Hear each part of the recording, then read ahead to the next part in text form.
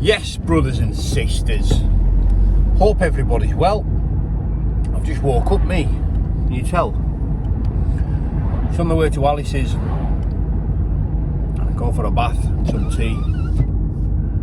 Don't often sleep through the afternoon. I went home, I was going to make a video and just fell asleep on the couch.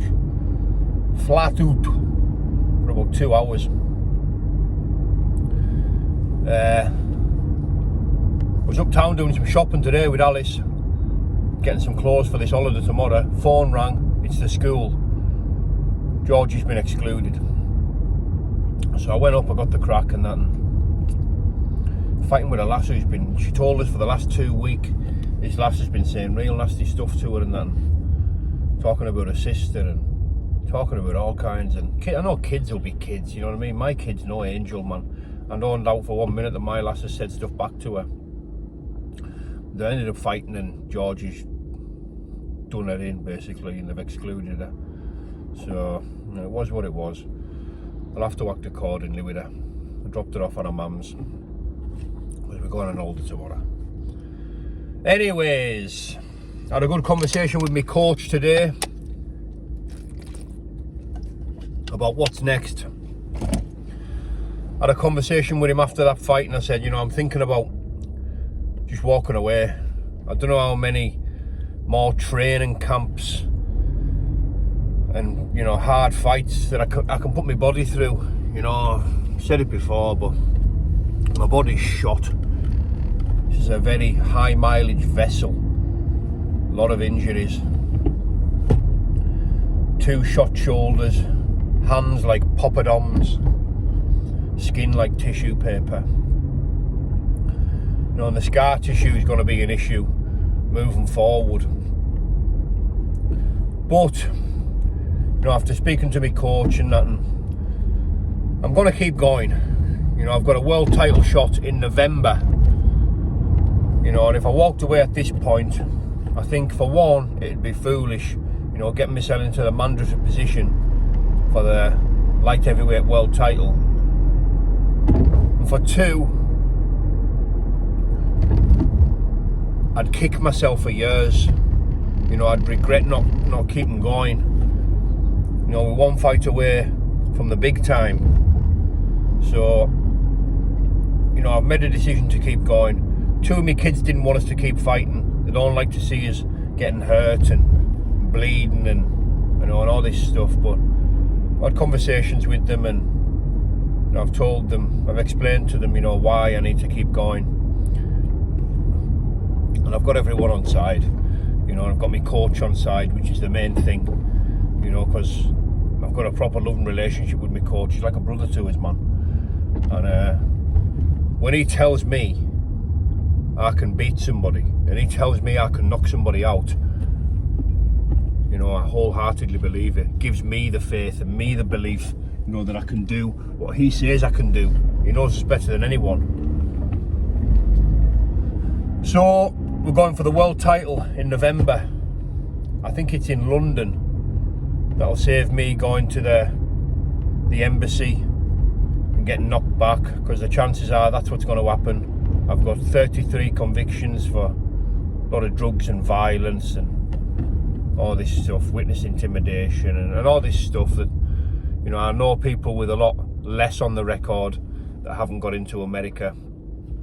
You can't not declare anything. You can do it and not declare. Yes, that's a way of doing it.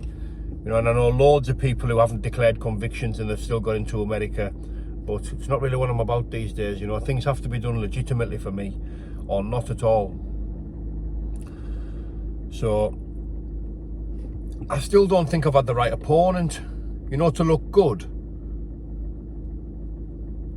I know what I can do in the gym and that. And I mean, my last fight, Anthony Holmes, is a very, very difficult man to look good against.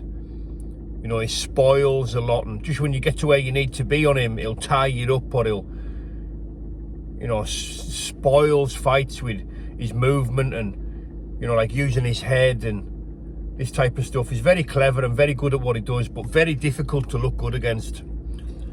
And, you know, I must admit, I felt old in them first 3 rounds. Yeah, my body's slowing down and father time is well and truly here. well and truly here.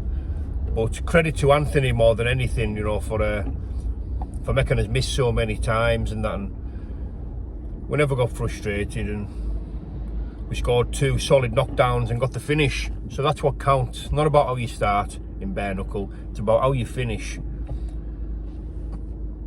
However, the next opponent I feel I can shine against, you know, and I feel I can knock him out. Very different tactics going to be used in this fight. We've already discussed it. Me and Wayne have already talked about, you know, what needs to be done in this fight. We haven't implemented a proper game plan yet because it's 6 months away.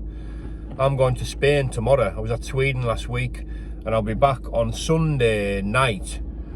So I'm going to get back in the gym next week. I'm going to start doing a bit of travelling around. I've got 1 or 2 people coming up for training and podcasts, and we'll get the ball rolling.